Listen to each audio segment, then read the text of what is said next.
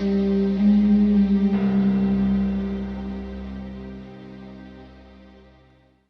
yo, yo. Welcome to another segment of Conversations with a Therapist. And today we are gracious to host yet again Jennifer, our in-house therapist, and advisor on things to do with mental health as we are trying to figure out what is mental health in relevance to artists. Maybe Jennifer, just introduce yourself, say yo, yo, yo.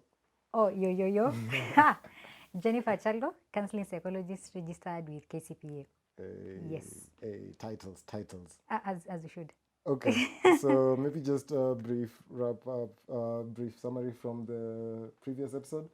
We were basically just starting to get an inkling of mental health, and especially in our industry of music and arts, just to demystify some things and also get clarity on others. Yeah. So I was thinking today we can just delve a bit more into creativity and mental health. Yeah. Because in as much as, there have been scholarly articles that say that mental health, creativity helps alleviate and, help people cope when it comes to mental health issues. But then there are other people who are of the school of thought that as a creative person, you definitely need to suffer from a mental health issue. So today we're going to pick your brain on it. Maybe you can tell us if this is usually what happens. I'm excited for it. Let's get into it. Okay. Very happy. Right off the top, I'm going to quote a few notable, past people who have been diagnosed and at least attributed some mental health issues. Yeah. So maybe I'll just start with a bit of the art side. These are people, painters, because famously Van Gogh was attributed to have anxiety, depression, epilepsy, and some say he also had like a xanthopil overdose, which affected his artistry. That's why if you look a lot at his art, there's a lot of yellowish content. Oh, yeah, okay. So that was attributed to that. We also have Edward Munch. Some of you might not know him, but you might know his art pieces. Do you know The Screaming Man or The Scream? Oh, yeah. So yes. that was Edward Munch. He even said, I can't get rid of my illness, for there's a lot in my art that exists only because of them. And then further on, after his art got confiscated by Hitler's government and got labeled as degenerate art, he cited, sickness, madness, and death were the black angels that guarded my crib. And this is after he was diagnosed with neurasthenia, which is basically hysteria plus hypochondria. A lot of artists at that time, I think the diagnosis wasn't really either caught on early, or it was misunderstood, or they didn't really have it. At that time, what would you have said if somebody's coming with extraordinary work that like elicits emotion from you, but then somebody tells you this person has a mental health issue?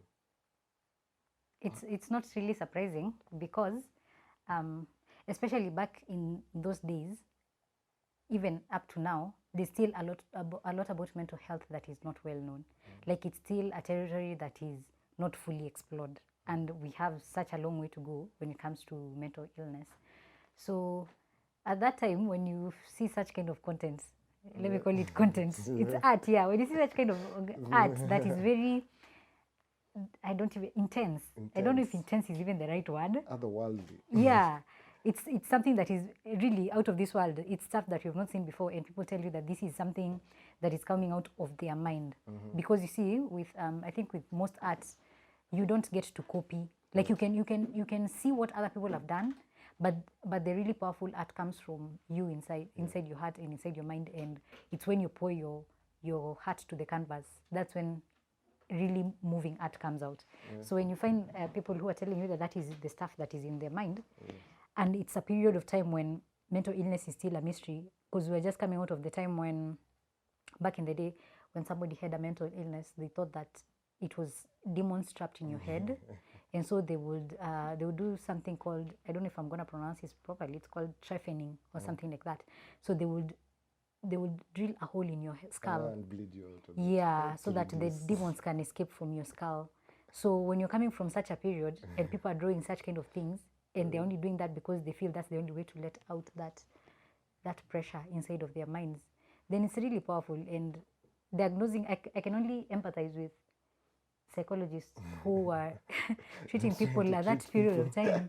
Because first, who's going to believe you, first of all? That you're going to label my demons as some other strange scientific term. Exactly. And at that point, you're still trying to make a case for psychology. You're still fighting with people who think that it's a pseudoscience. And you have this person who has a mental illness. They cannot sleep. They cannot exist in peace, in a way. There's always something troubling their minds. It's really a difficult time to be. I do not envy any psychologist who existed at that time. And I think it gives us hope as professionals in this field at this time, that considering how far we have come to where we are now, there's been such a huge difference. There's a huge difference, which means that it's upon us to make even greater strides to get more answers about the mind, as much as there's so little known about the mind. Like right now we think we know a lot about the mind, only to realize that we don't know a lot more about the mind, because every day the mind surprises you. I think neurologists can tell you a lot more about the mind, but they will also tell you there are things that they don't know, because there are things that exist in your mind that you really don't have answers. That's why when you come to a psychologist, I think it becomes really difficult when you're expecting them to give you answers. Yeah, it becomes really difficult when you're expecting them to give you answers, because they decided to study it, they should know them. Unfortunately, you can't, because you see, the mind is really a personal thing. It is such a personal territory. It's impossible for anybody to explore it for you. So when you see our friend doing the screaming man and saying that the madness in his head is what is helping him create that kind of content, as a psychologist, I'm not going to tell him to stop. Because if that is the only way he can cope with his demons, so-called demons, and I stop him, how else is he supposed to express himself? It becomes really, you have to choose the lesser evil, I think. And I don't know if that's the right phrase. Don't come for me, but yeah. On that note, maybe I'll just get a bit into modern day artists who have come forward to just let it be known and share their experiences. Like, for example, Mariah Carey used to think she had a sleep disorder until she went and then figured out she was diagnosed with bipolar 2. And it revolutionized herself with how she deals with people, how she's going to deal with her own problems. Ariana Grande developed PTSD after 20 people were killed during one of her shows. So that is also traumatic. Billie Eilish has been known to have depression and suicidal thoughts, but she's also working with them. Bruce Springsteen, he later found out his father was diagnosed with paranoid schizophrenia, so he decided to become more self-aware and figure out how to come up with coping mechanisms. Camila Cabello, diagnosed with OCD. Demi Lovato, bipolar disorder. Ed Sheeran had social anxiety. Ellie Goulding had performance anxiety. Halsey also had bipolar. Janet Jackson was heavily depressed for a bit. Justin Bieber also experienced depression.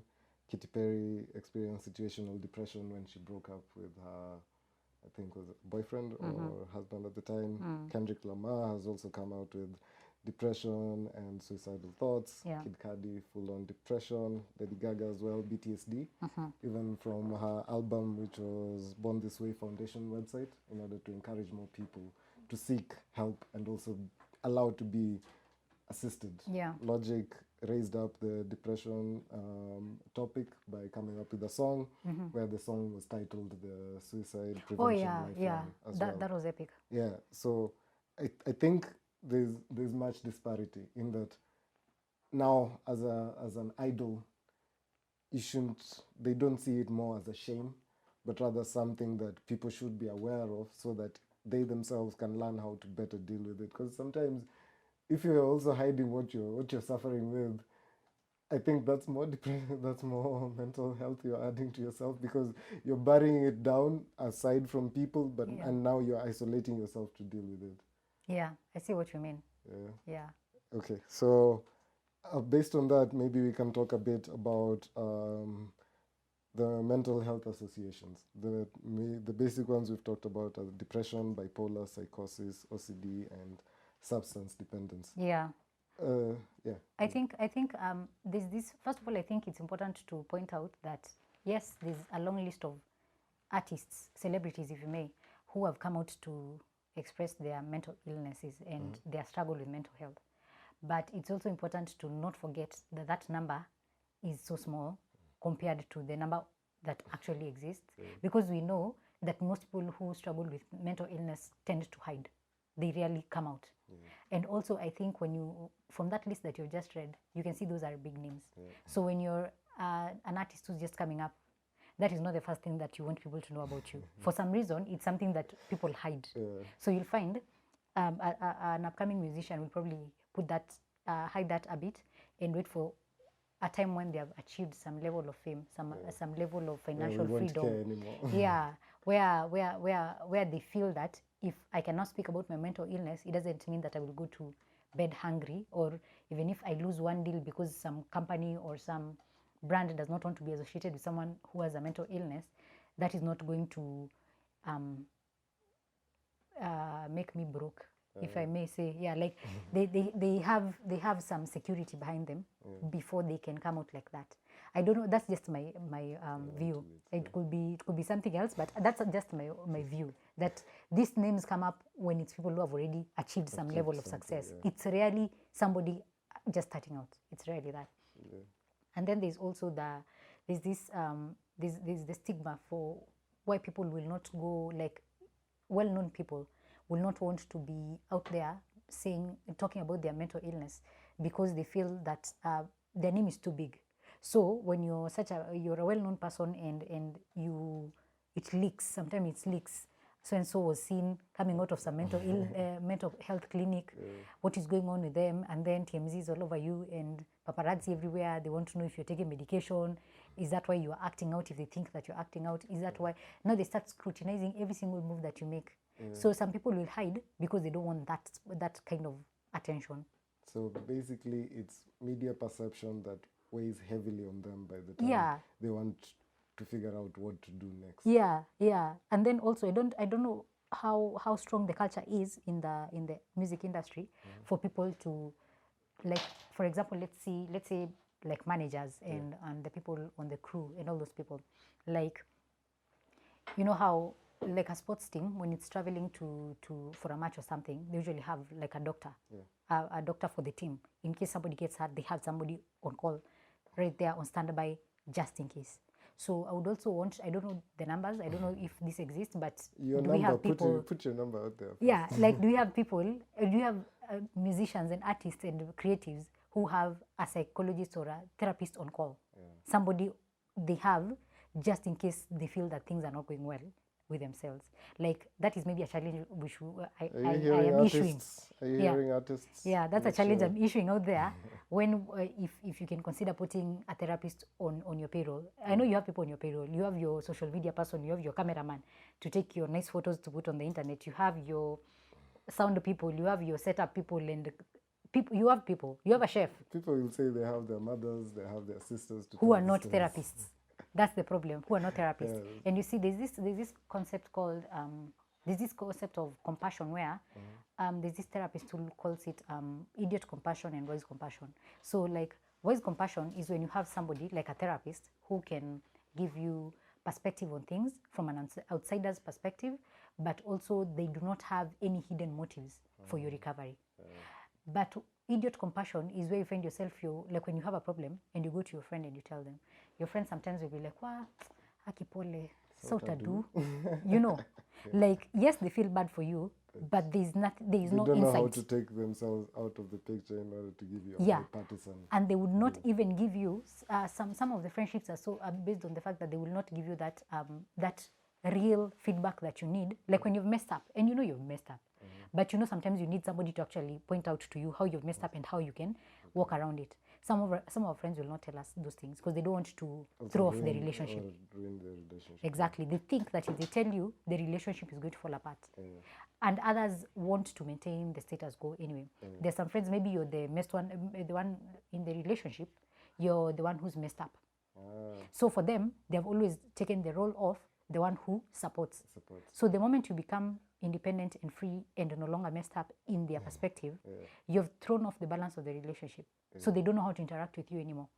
So that becomes really difficult. That becomes really difficult for you to even open up to them, because you really don't know what they will tell you, and you also don't know what role you play in their lives. And so again, artists, if you can, you should consider it. Have a therapist on call. Have somebody you can always call once a month to have a sit down and talk and talk it out. Because talk therapy is one of the most powerful therapies that exist. Like, what other therapy can you really attribute to the fact that you just sit with someone and talk and somehow things get better? Because like by the time I was mentioning Katy Perry's situational depression, that happens to a lot of us. When you've broken up with somebody and you're feeling your heart has gone down, and your friends, they were there to witness it all, which means they will either be partisan or just they'll be like, wa huyo mtu hata mkuwa mnafana. By the way, did you see how he looked? Did you see his feet? And they always tell you after the relationship. Yeah, they will tell you how bad the person was. They will not tell you, they will not want to have the conversation about what role you played. Because a relationship is two people most of the time. Ordinarily it should be two people. There are some we have seen with three people. Especially the way artists are very sensitive for when it comes to matters of the heart. Yeah. Kidogo kesho kutu wameshatoa ngoma. Without really going through and processing their feelings they're going through, or considering it a slight disorder. By the time they're going through it, you just say maneno ya roho, you will move on, but also just that process. Yeah, it's really difficult. And you see, people tend to think that this pain and this loss and this grief is only associated with death and things like that, but it's loss of even jobs. A gig that fell through that you were supposed to go to and something happened. COVID happened and you no longer went to your world tour, excluding Africa, of course. We see you international artists. So even our own local ones, still just the whole process of fine, this is no longer happening. There's no more artist gigs. You had Koroga. Mental health as an artist. Before you start panicking that your career is going down the drain. Seek help, just to know that there is solutions, or at least there is conversations you can have with people in order to just try to find your own path. Yeah, exactly. And there's this notion of people thinking that you need to have a dose of madness, if I may call it, quotes, nimeka in quotes, a dose of madness for you to be creative. I think that's a huge myth that has been propagated a lot, and I don't know why. Because, again, like we've called out all these big names, and each one of them has a condition. That's where people are always like madness and creativity. They have to go together. Hand in. Yeah, I don't think that's a fact, because actually I was reading something that was, it's a research that was done, and these guys were saying that from the participants of that research, a huge number of them, I don't want to throw the numbers because I might get them wrong, but a huge number of them said when they're least stressed, when they're least depressed, when they're in their bestest mood, is when they produce some of their greatest work. That was what they got from the numbers. But then again, I know there are some people who keep saying that for them, when they were the most depressed is when they give the best song. So the feelings. But I think it's important. Okay, in my opinion, when you say that the feelings came through when you were most depressed and you gave your best work, what I hear is when you are most in touch with your emotions is when you are able to produce your best work. Only that this time the emotions were not happy emotions. So it's not really about being depressed that made you creative. You were just in a creative. You got in touch with your emotions. Different emotions. Yeah. Have you considered getting in touch with your really good emotions? Your really, let me not label good and bad emotions, like with your really positive emotions, the emotions that make you feel really good. Have you been able to get in touch with those emotions and produce your best work as well? So that's how I would look at it. You're saying the ones who dig deep into their negative emotions, they might produce their best work, and it's there's nothing wrong with digging into your negative emotions, because awareness, again, you're trying to. We have sad rap, we have emo rap, we have emo rock songs. People are feeling afflicted by the universe. Yeah, but you just have to figure out what really works, but don't stay in that depressive mode just because you want to produce your best work, because that is not a guarantee that your best work will be the one you produce when you're depressed. Okay. Actually, just seek help. Now that we've mentioned positive and negative. Yeah. There are a couple of coping mechanisms. As a layman, I've gone through and done a little research. Maybe you'll expand more on them. Yeah. There's problem focused, there's emotion focused, there's distraction, there's social support, there's acceptance, there's even religion and faith, and of course, denial. Yeah. So, according to you, how are some mechanisms that you would advise? Because the ones I've mentioned is how people tend to deal with them. Yeah. But you, what would you advise? Okay, there's nothing wrong with coping mechanisms. Let's start from there. It's just the degree to which we use them. Yeah. Dependence and over-reliance on some of them. Yeah. So, for example, denial. When you look at denial as a coping mechanism, think about when you have what do you call them? When you go through grief, the first emotion that hits you is denial. It's rarely This acceptance. person can't have died. Yeah. This person I just talked to. That is a pure lie. He didn't die or she didn't die. She's still alive. I think they just did diagnose vizuri. Kuna shida. We need to get a second opinion. Yeah. So people, the first thing that you do is deny, but it's not because now you have a problem. It's because that is the very first feeling that you get. That's the first reaction that you get. So it's very important to point out that having a coping strategy is not bad. It is through the degree to which you use that coping strategy. So let's say, for example, religion and faith. That is something that I've seen a lot of people use, especially when they have gone through really painful things in their life. So somebody has gone through... Nafungua Psalms. Yeah.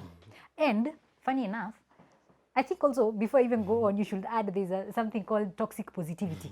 That is something we should talk about. So religion and faith, people will use religion as a coping mechanism, but now they make it really bad when you take it to the extremes. You avoid all your emotions, you stop even processing the pain, and you just go, God knows why this happened. It's God's plan. God gives and God takes away. Blessed be his name. You know, you go all job on us. And we're like, what? Have you even taken a moment to process the emotion? Have you taken a moment to try to understand this is death, or this is loss, or this is something, this is a gig that fell through.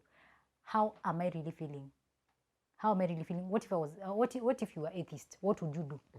Because see, atheists, I believe, don't believe in God, right? Or any deity.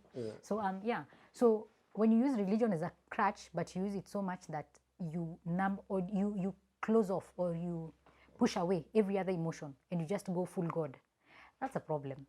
Because how long will you do that for everything? And there's some things that just hit you. There's some people who know how to sweep things under the rug for years. Exactly. Years. And we all know that eventually they usually come out of that rug, right? Yeah, we have seen those things explode. You either explode or you implode.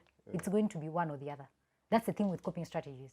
Once you over-rely on a coping strategy, you're going to implode or explode at some point if you do not deal with emotion. Because here's the thing with emotions. They don't go away. Yeah. You can postpone them, but they will not go away until you deal with them. The day of reckoning is just bubbling over. Lazima. That's why you will see somebody. I had this story of this lady who lost her husband, and on the day of the funeral, she didn't even cry. She didn't feel anything. She was okay. She's actually the one who's serving people. She was all over the place, happy. Karibuni, thank you so much for coming. Then 10 years later, she's seated at a restaurant and she breaks down. Kabisa, completely. She had to be admitted in hospital for a couple of days. They never go away. So, okay, with regard to how people cope, is it possible to tie that in with reference to somebody's personality profile? Like, for example, if I'm extroverted, usually I tend to be the one who's having that toxic positivity. Or would you say that personality profile and your coping mechanisms are not intertwined, but they are contributing factors in how you will be able to deal with them? I think it's very difficult to separate coping strategies and personality, because part of your personality will lead you to cope in a certain way. So, for example, an extroverted person is going to end up hanging out with friends, social. You said social, the social support. That's the person who will go for social support. You'll find that when they have gone through something really difficult, they want to be around their friends. They want to feel supported by their friends. They want to see them every day and hang out, and that is how they're able to go through their emotions. So your personality plays a key role because you cannot run away from your personality. You can only modify parts of it that maybe are problematic, but it does not mean that you can run away from them. And your coping strategy can either your coping strategy can be determined a lot by your personality. So, like for example, if I was neurotic, that's neuroticism, which Yeah. is emotional intelligence. So I'd be more prone to emotionally focus on my coping mechanism and deal with either acceptance or denial. Yeah, some people will go when you are leaning a lot more on the neuroticism side. You could find yourself you get irritable, super angry. You cannot control your emotions in the presence of people or even when you're on your own. So your coping strategy might be either you will try to, if you have self-awareness, you might know, but then me, I lean a lot on neuroticism. So I need to work on it to ensure that it does not distract me. It does not destroy me. So that is part of self-awareness, knowing what is my personality like and what will hurt me. Because that is the whole point of knowing your personality, by the way. It's not so that you know it and tell people, by the way, muni accept niko venye niko na kuanga hivo.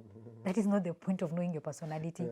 Like when you take a personality test, you don't just take it and be like, yeah, I found it, this is the one, let's stick. It was INTSJ or those ones. Yeah, the Myers-Briggs test. Yeah, knowing them does not now give you the permission to become more stuck in your difficult sides and rigid sides. Yeah. So knowing your personality is the thing that you're supposed to be, because you see, again, these are guidelines. These personality tests, they are not things that are cast on stone. These are things that are fluid, and they both they have a negative and a positive side. You know when what like for example, an INFJ is very moody. But knowing that you're moody does not mean now you become moody and moody and moody forever. It's knowing you get moody and then saying, now I'm going to find a way to work on my moodiness so that it does not destroy my work, it does not destroy my relationships, it does not destroy me, it does not destroy my life. That is the whole point of knowing it. So it's just like the Bible. You inflect. It's a teaching tool and a guidance tool. Exactly. For you to use and apply it in yourself to grow. Yeah, it's like insight. When you have insight into something, if you don't apply the insight, then it's useless. Yeah. So I should go and subscribe to my personality groups, because I've decided mine says I'm a Leo Cancer, so I'm both extroverted and introverted. So I've been using it nicely to try and excuse my personality. Yeah, we can excuse it to a degree, and then we're like, wow, bro, ebu wako neat, by the way. At this point, you're becoming now Dennis the Menace. Okay. In line with that, so basically what we are advising guys basically today on this podcast is learn yourself, again, which was said in the first episode. Learn yourself, teach yourself the things that you need to know, seek help when you always can, because one man is not an island. Or rather, a man is not an island. So don't keep yourself knowing what you know, but rather also seek out other things so that you may also know. Because like by the time Mariah Carey, she thought she had a sleeping disorder, only later to come and find that it was also in line with bipolar disorder. So by the time you're seeking out help, don't just stick to your normals, your friend, your family, but also go to somebody who's dedicated towards just trying to also help you discover who you are. Yeah, because also I think people need to understand that what you know is less than what you don't know. So there's always room to learn. You can't say you know everything. Even when you've learned yourself, you're going to find out you're like an onion. You keep having layers and layers, and different situations bring out different sides of you that you even didn't know existed. So there's no end to self-awareness and self-development and just learning. There's no end. So the more you know, the more there is for you to know, because the less you know. Like it's actually something from back in the day. Is it Socrates who said it? It's some philosopher who said the more you know, the more you realize just how much more you don't know. So there's room for growth. And also, having quoted some of these famous people, know that it's prevalent. It's not just isolated kind of situations where all artists need to have a mental health issue or some specific ones who are genius. It's something that you get to discover. Your creativity is always within you. The mental health might expound it in terms of the emotions you're feeling and also just putting into your song or into your canvas. Yeah, and I think we actually important. That's an important point, because there are some people who say that when you have a mental illness, you're likely to become, not that thing we said, a dash of mental illness for you to become really creative. But it's also quite true that when you are going through a mental illness, creativity helps for you to feel better. It helps you cope. Yeah. It helps you put it out there to the world, because maybe that's your way of just trying to tell the world, this is what I'm going through. Because by the time there's this artist, he's called Louis Wayne. So at the start of his artistic career, he used to draw cats with big eyes just to amuse his wife. Then unfortunately later, his wife died of cancer, which ended up triggering depression, and he ended up going and getting diagnosed with schizophrenia. Oh yeah. So now his art completely changed. It was full of psychedelic cats. So he was still pouring out his art, but now this mental health also contributed a bit to the change of his style. Very true. So very true. you might start out doing happy things, you get left, then your music changes. Adele went through postpartum depression, as well as I think also there's also another artist who went through postpartum. I think it was Alanis Morissette. So yeah, just after giving birth as well as an artist, because by the time you see some of the artists debating, should I post my kids on social media and get them associated to me, or should I just keep them separate aside from it? So you are fine having all this fame and attention when you're alone, but now you have a legacy out here in the world. Yeah, suddenly these now people. you don't know exactly who you are anymore. Very true. Very true. Sometimes it might be situational, sometimes it might be inherited. Go out there, find out. Yeah. Seek help, because it's there. It's there. And y'all who are labeling, please at least just diagnose so that at least you're sure, because just taking a label is not right for the people who are going through that particular disorder, when they need the attention, they need the awareness, they need the resources. Yeah. So coming out as a wolf, the boy who cried the wolf, it won't help the society. So go fast, get checked. And if these big people are out there letting it be known, also you be proud of it, because it's the first step towards healing and being in an environment which accepts you, rather than constantly just keeping it to yourself. And then when the media gets it, now they blow it out of proportion. Yeah. Now it's adding more depression to you, it's adding more anxiety to you. By the time you're going on stage, you're wondering how you're going to relate to fans. Yeah, and you're not alone. It's very important to realize that you're not alone. Mental illness is a universal concept. It occurs to. It does not pick or choose who to go to. It's an illness. So you're not alone, and your case is not isolated. Your situation might feel like you're alone, but you're not. So reach out, talk to people. The first step is taking that step of courage to talk to someone. And that someone is going to figure out, especially if you talk to somebody who, even if you go to a hospital, they will figure it out. They will try to direct you where to go. So also be aware. Don't just tell your friends and then laugh about it and drink and then forget it. Yeah. Substance dependence is Exactly. coping mechanism that's very rampant in our industry. By the time you're hearing guys found with drug overdoses, it's very sad, imagine. Gang affiliations, it's because somebody is not self-aware and they don't know how to deal with it. So your friends are constantly doing drugs. Yeah. So in order for social support, in quotes, you reach out to them and they tell you, this is how we cope. So they're basically dispensing you drugs. Yeah. You could have taken that time, go to a professional. Get the help you need. Get the help you need. Yeah, very true. I agree with you, Lavi. Awesome. So at least today we've gotten a bit into making it relevant. I'm thinking on the next podcast, dear users and dear artists, if you're joining us, we're going to go in depth into some of the symptoms, some things that you can say. Yeah, and if you have questions, concerns, comments, anything, Leave something them you in the want to, comment section. anything you want to be addressed, like something that has been bothering you, something you might need some light to be shed on, just share it so that we know we know what is serving you most. what is serving you. Because we are here to serve you anyway. As well as we'll be giving you coping mechanisms that you can try pick up. And please, please, please do your research, man. We have the internet now. Okay, not on some sites. Make sure at least they are accredited, like our own psychiatrist in the room. So, but yeah, seek out information. Yeah. The more you know, the better you are armed. Very true. Very true. Keep it Boomplay. You'll get our podcast exclusive, and we look forward to having you guys tune in every week on Conversations with a Therapist. Bye.